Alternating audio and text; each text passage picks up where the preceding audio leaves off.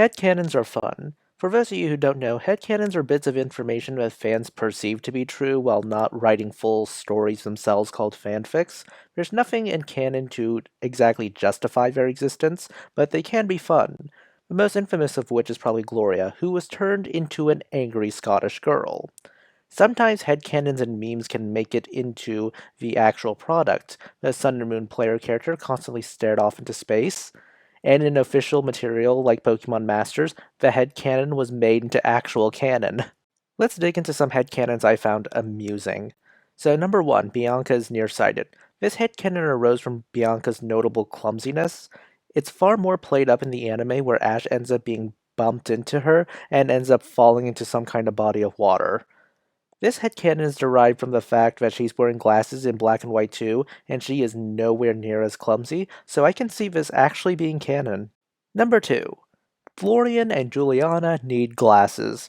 Okay, we like to clown on Scarlet and Violet for having major performance issues. The Crystal Pool of Kitakami is basically a giant lag machine. Just say that Florian and Juliana have bad vision problems, which justifies the frame rate drop and the graphical quality gradually getting worse. I am not particularly sure how the layering issues and animation glitches fall into this vision problem headcanon, but hey, beggars can't be choosers. Number 3. Arceus is like Eternity from Marvel Comics. Let me explain. So, Eternity in Marvel Comics is the literal embodiment of the universe, and each universe has a unique version of Eternity. More or less, it's Marvel, so it's complicated. Each universe has a unique version of Arceus, one per universe. This is why you can have Arceus v Arceus battles, or at least until Legends Arceus came along and said, yeah, the Arceus you're battling is just part of the whole, which is sort of actually like how Eternity works in Marvel Comics. Number 4. Crispin's favorite movie is Tangled. Do I even need to explain this one at all? Number 5. I strongly debated putting the Kieran has a crush on the player character because it's not really a headcanon, it's more like subtext at this point. He trades you an Applin. And the Galarian legend is that there's a rumor that means that if you trade someone an Applin, you'll be together forever.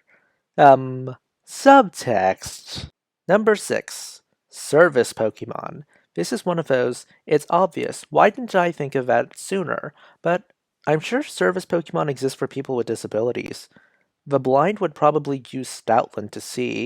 Meanwhile, Solosis can be trained to stop seizures, or other psychic types can be used for the same purpose by using psychic type moves. I don't know, how about they use it to remove blood clots in the brain as well? Use them for surgeries. It would be interesting to see Magnezone be used in hospitals and MRIs. Number 7. Intimidation Pokemon. Okay, for some background. There is this American tradition where we Americans have our fathers clean rifles in front of our daughters' dates in order to intimidate them. Though it's not just a guy thing to intimidate their daughter's first dates. My mom, I vividly remember her fixing up an old sword in order to intimidate my first date, and she, my first date, was not amused. So instead of using rifles or swords, people would just use Pokemon with the ability Intimidate, preferably Incineroar, because I'm sure everyone in VCG is scared of Incineroar. Number 8. Florian and Juliana can't cook to save their lives. So the sandwiches play a big part in Scarlet and Violet, and the animations for them are iffy.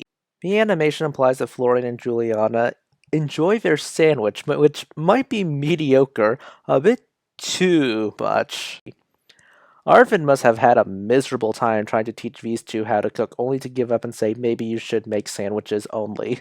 Iono is a kooky internet streamer who does things for clout, because clout means clicks and clicks means money. She is greedy as hell. Why wouldn't she break into Area Zero for clout? Number 10. Penny doesn't swear. Penny will not swear at you if she feels insulted. No, no, no. She won't call you a piece of shit. Instead, she'll use a ton of gamer lingo used by Gen Z and Gen Alpha. She'll say you lack riz. She'll call you cringe. And when that fails, she'll call you a himbo.